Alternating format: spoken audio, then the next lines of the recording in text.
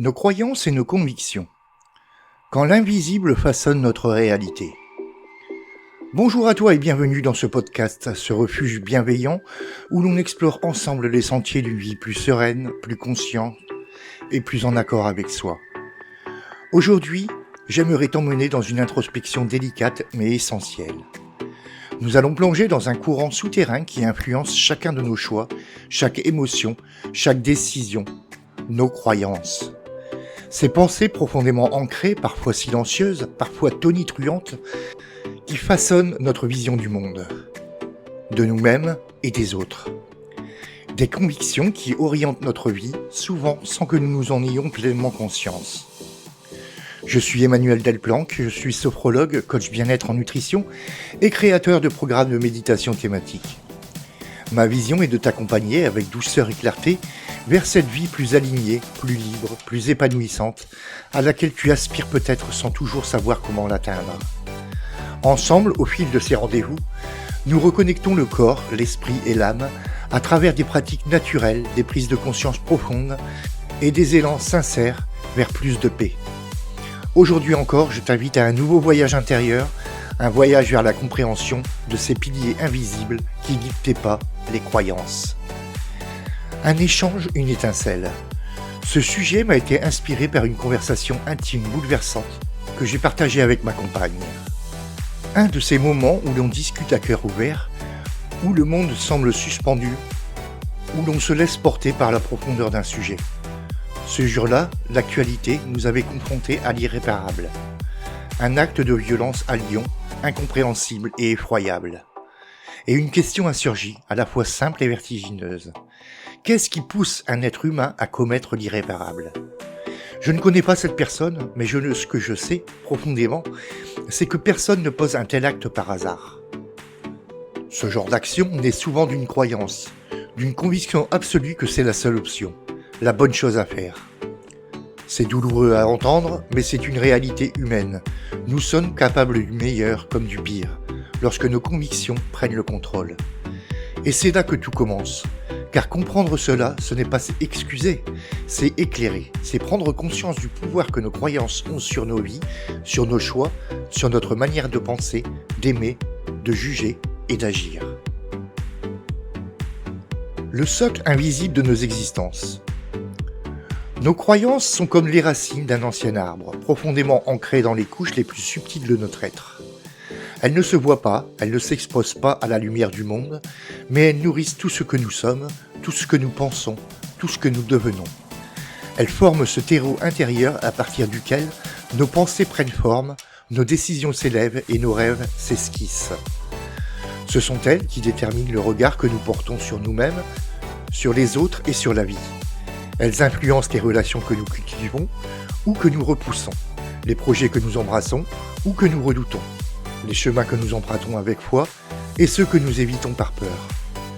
Elles murmurent à notre oreille ce que nous méritons ou non, ce que nous pouvons espérer, réclamer, défendre ou abandonner. Parfois, ces croyances nous portent. Elles sont comme un vent doux qui gonfle nos voiles, qui nous pousse à nous dépasser, à croire en notre lumière, à oser écrire notre propre histoire. Mais parfois, elles nous freinent, comme des racines qui s'enroulent autour de nos pas et nous empêchent d'avancer. Des croyances si bien installées qu'elles nous paraissent évidentes, immuables ou indiscutables. Et pourtant, elles ne sont pas la vérité. Elles ne sont que des constructions. Des idées que nous avons adoptées un jour, souvent sans en avoir conscience. Des idées qui se sont greffées à nous par l'éducation, par la culture, par l'exemple des figures parentales, par des blessures du passé, par nos premières peurs, nos premières victoires aussi. Ces croyances ne sont pas gravées dans le marbre. Elles sont comme l'argile, elles peuvent être façonnées, remodelées, transformées. Encore faut-il prendre conscience qu'elles existent. Encore faut-il regarder avec curiosité, les interroger avec douceur, leur demander « Est-ce toi qui me limites ? Est-ce toi qui me portes ? Est-ce encore toi que j'ai besoin pour avancer ?» Et si aujourd'hui tu es ici à m'écouter, c'est peut-être parce qu'une partie de toi ressent cet appel. Un élan vers plus de vérité, plus de justesse et plus d'alignement. Peut-être que toi aussi, tu crois que l'épanouissement personnel n'est pas une option réservée à quelques-uns, mais un droit fondamental. Peut-être comme moi, Tu es intimement convaincu que prendre soin de ton corps, de ton alimentation, de ton esprit, de ton énergie, ce n'est pas un caprice. C'est un acte sacré, un acte de respect, un acte d'amour. Et cela, je le ressens profondément. Cela me touche, cela me relie à toi.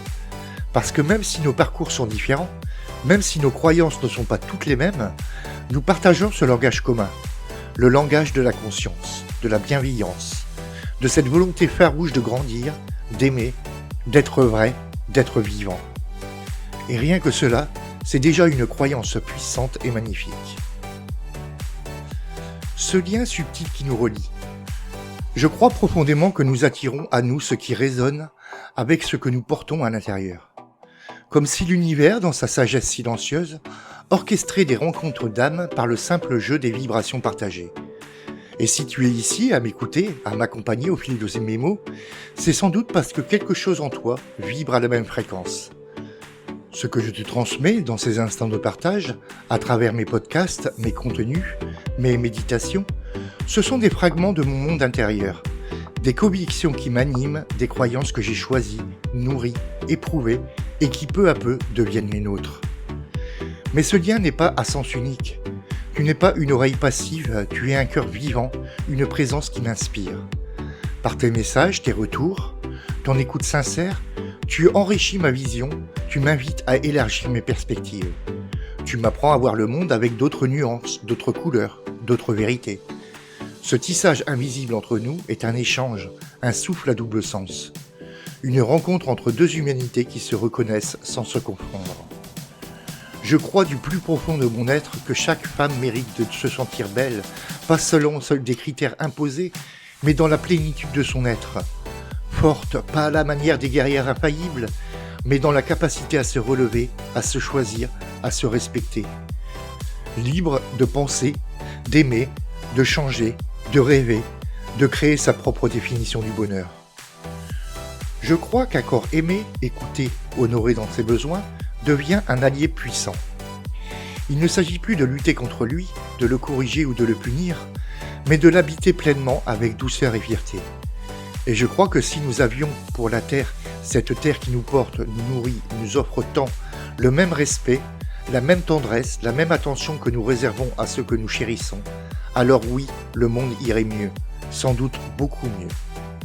Mais je crois aussi, et peut-être surtout, que nos croyances doivent être des lanternes, jamais des chaînes, des invitations, jamais des injonctions. Il y a une ligne subtile mais essentielle entre partager et imposer.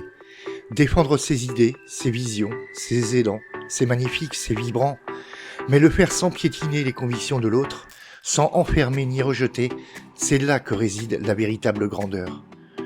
Croire, c'est se sentir debout dans sa vérité, mais croire en respectant, croire en écoutant, croire sans exclure, c'est, je crois, toucher du doigt l'essence même de la sagesse. Quand la confiance devient imposition. Partager une croyance, c'est comme tendre une main ouverte vers l'autre. C'est offrir un morceau de soi, une part de son expérience, un éclat de vérité que l'on a découvert en chemin. Mais tendre la main n'est pas tirer, ce n'est pas forcer l'autre à suivre, à croire, à épouser notre vision du monde. C'est proposer doucement, inspirer peut-être, mais jamais imposer. Je pourrais te dire que manger plus sainement est une clé précieuse vers ton équilibre, que méditer chaque matin, même 5 minutes, peut transformer la texture de tes journées, que bouger ton corps, même dans une danse libre ou une promenade lente, est un baume pour l'âme, un élixir pour le mental. Et oui, je le crois profondément, je l'ai expérimenté, ressenti, intégré dans ma vie. Mais si je te partage ces convictions avec rigidité, avec l'envie même douce que tu adoptes à tout prix, alors je risque de confondre élan du cœur et besoin de contrôle. Il y a une frontière subtile, invisible mais essentielle, entre l'inspiration et l'imposition. Cette ligne, nous la franchissons parfois sans même nous en rendre compte, animés par l'enthousiasme, par la certitude de vouloir aider. Nous pensons bien faire, et c'est souvent le cas, mais dans cette volonté de convaincre, il arrive que notre ego se glisse insidieux et transforme notre lumière intérieure en dogme rigide. Nous avons tous croisé sur notre chemin des êtres si passionnés, si sûrs d'eux, qu'ils en deviennent parfois tranchants, Si ancrés dans leur vision du monde qui ne laisse plus d'espace à celle des autres, leur vérité devient la vérité. Leur expérience devient norme. Leur route devient unique. Et dans cette posture, aussi sincère soit-elle, il manque parfois l'ingrédient fondamental, l'écoute. L'accueil de l'autre dans toute sa singularité. L'acceptation que ce qui est juste pour soi ne l'est pas nécessairement pour autrui. Que chaque être avance à son rythme, selon ses propres besoins, selon ses propres saisons intérieures, ses blessures à guérir, ses étapes à franchir. Je crois du fond du cœur que la plus belle des convictions est celle qui s'exprime avec douceur, celle qui laisse à l'autre la liberté d'ouvrir les yeux ou pas, d'essayer ou pas, de revenir ou de choisir un autre chemin. La conviction, quand elle devient imposition, se durcit. Elle enferme au lieu d'ouvrir. Elle divise au lieu de relier. Et même si elle naît d'une intention lumineuse, elle peut créer de l'inconfort du rejet, ou pire, une forme de soumission déguisée. Alors partageons nos croyances comme on offre une lumière dans la nuit, une lumière qui éclaire mais qui ne brûle pas, une lumière que l'autre peut choisir de suivre ou simplement d'admirer au loin.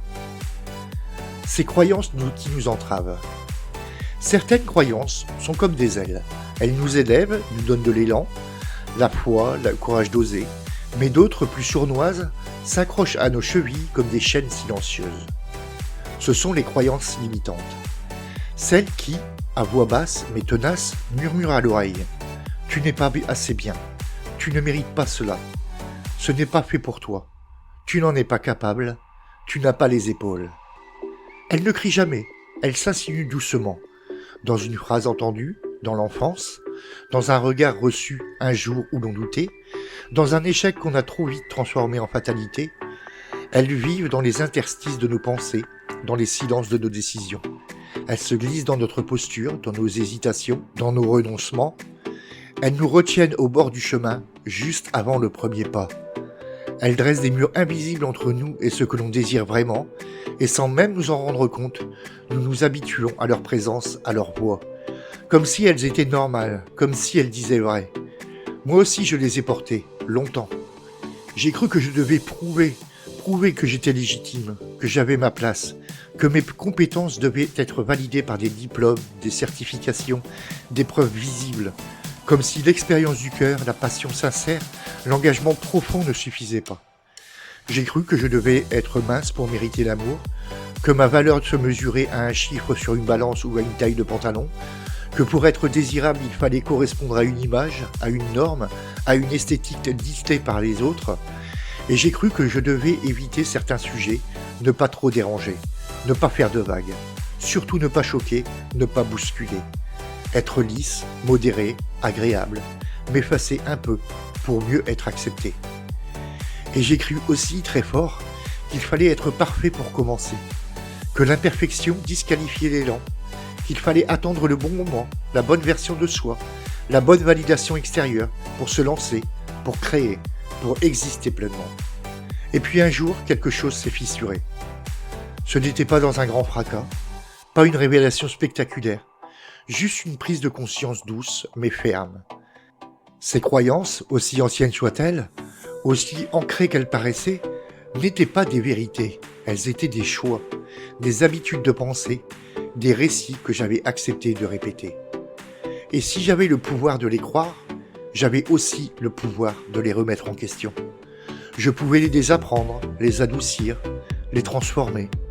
Je pouvais choisir de croire autre chose, de croire que j'étais déjà légitime ici et maintenant, que mon corps tel qu'il est mérite l'amour, que mes paroles, mes idées ont de la valeur, même si elles ne plaisent pas à tout le monde, que l'action imparfaite vaut mieux que l'action stérile. Alors je t'invite toi aussi à observer tes croyances, à écouter ce qui en toi freine, limite, sabote, et à te demander avec tendresse, est-ce que cette croyance me soutient ou m'enferme ? Parce que si elle t'emprisonne, elle peut être remplacée. Tu peux t'en libérer. Tu peux en créer une nouvelle, plus douce, plus vraie, plus alignée avec la personne que tu es aujourd'hui et celle que tu choisis de devenir. La croyance puissante de création. Tu vois, nos croyances ne sont pas de simples pensées qui passent comme des nuages dans le ciel, ce sont des semences. Elles germent dans le terreau de notre esprit et finissent tôt ou tard par donner une forme à notre réalité. Et croire, c'est déjà créer. Chaque croyance est une intention posée dans l'invisible, une direction que l'on imprime à son énergie. Si tu crois que tu n'es pas à la hauteur, que tu ne te mérites pas, que tu ne vas jamais y arriver, alors ton corps, ton souffle, ton regard, ta posture même vont s'accorder à cette pensée. Tu vas inconsciemment te replier, te freiner, te saboter, comme si en amont de toute action, tu avais déjà signé l'échec. Mais si tu crois ne serait-ce qu'un instant que c'est possible, alors tout change. Ton cœur s'ouvre, ton regard s'éclaire, ton énergie circule autrement. Tu actives des ressources que tu ne soupçonnais même pas. Tu ouvres des portes que tu croyais closes. Et parfois, comme par magie, mais en réalité ce n'est jamais vraiment magique, tu avances, tu crées, tu concrétises. Et cela, la puissance de la croyance, c'est l'effet placebo que la science observe, mais que l'âme connaît depuis toujours. C'est une foi invisible, intime, vibrante, qui transforme la pensée en réalité tangible. C'est la guérison qui naît du simple fait d'y croire, c'est cette croyance de vie qui répond à ce que tu oses penser. À force de croire, tu attires, à force de penser, tu invites, à force d'imaginer, tu incarnes. Tu te mets à vivre ce que tu crois possible, ce que tu nourris en toi jour après jour devient ton paysage. Si tu nourris la peur, tu vois des murs partout. Si tu nourris la confiance, tu découvres des chemins là où il n'y avait que du brouillard. C'est pour cela que cultiver des croyances qui te portent est un acte sacré, un acte de création consciente, une manière de reprendre la main sur ta vie. Car même si tu ne contrôles pas tout, tu peux choisir les graines que tu sèmes dans ton esprit. Et ces graines, crois-moi, savent pousser. La métamorphose intérieure. Et puis un jour, quelque chose en nous commence à se transformer, presque en silence, presque sans qu'on le s'en rende compte. Une mue intérieure s'amorce. On grandit, on évolue, et certaines de nos croyances, autrefois solides comme des piliers, commencent doucement à se fissurer. D'autres, plus souples, plus lumineuses, émergent. Ce que tu pensais hier, ce que tu défendais avec ardeur, ce qui te semblait absolument vrai à une époque, peut aujourd'hui te sembler étroit, dépassé et inadapté. Et c'est profondément sain. C'est même un signe de maturité, de souplesse de cœur, d'élégance de l'âme. Accepter que nos croyances changent, c'est accepter que nous sommes vivants, que nous ne sommes pas figés comme des statues, mais en mouvement, en croissance, en constante réinvention. Moi aussi j'ai connu cette métamorphose il y a quelques années. Je pensais sincèrement que le végétarisme n'était pas compatible avec ma santé, avec mes besoins, j'en étais persuadé.